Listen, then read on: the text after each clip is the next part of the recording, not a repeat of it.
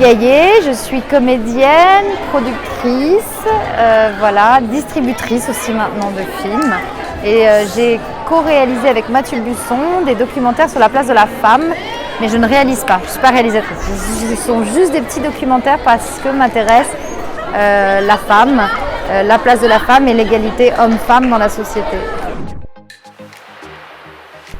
Le féminisme, pendant un temps, on a cru, ou on a vu, ou on a été perçu comme une espèce de femmes extrêmement, espèce de groupe, les féministes, ces femmes qui se battent avec quelque chose d'un peu négatif, j'allais dire. J'essaie de trouver la façon de mieux m'exprimer, mais voilà, quelque chose de négatif dans le mot féministe et dans les féministes, alors qu'elles nous ont ouvert les portes, parce que grâce à elles, et je pense à Simone de Beauvoir, là, voilà, elles nous ont permis aujourd'hui de comprendre, de prendre conscience des inégalités entre les hommes et les femmes, de faire changer les choses.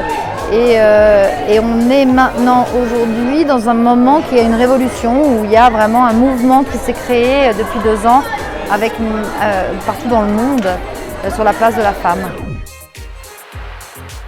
Alors, comme productrice, c'est venu un peu tard, mais c'est vrai que j'ai commencé en 2007, donc j'ai 12 ans.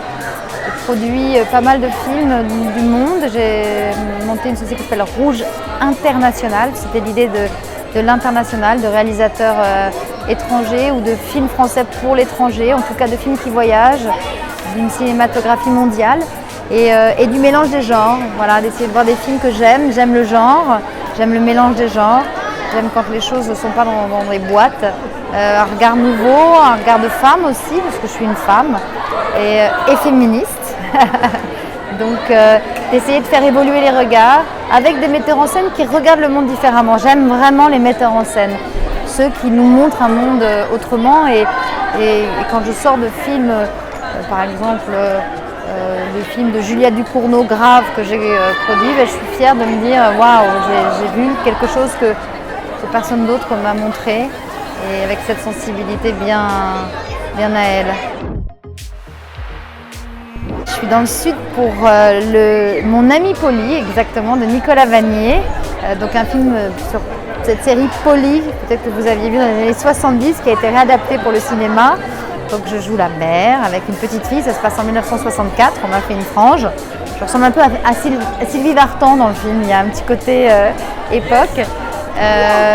Et c'est assez merveilleux parce que c'est dans la région de la vallée de la Cèze, vraiment dans des petits villages perdus, donc en 64. Moi, il y a ma fille, il y a un cirque, donc avec Patrick Timsit, François Cluzet, qui est un espèce de vieil ours comme ça, qui est dans son château. C'est un conte pour enfants, c'est un plaisir quand on est acteur, actrice, d'être dans un film d'époque.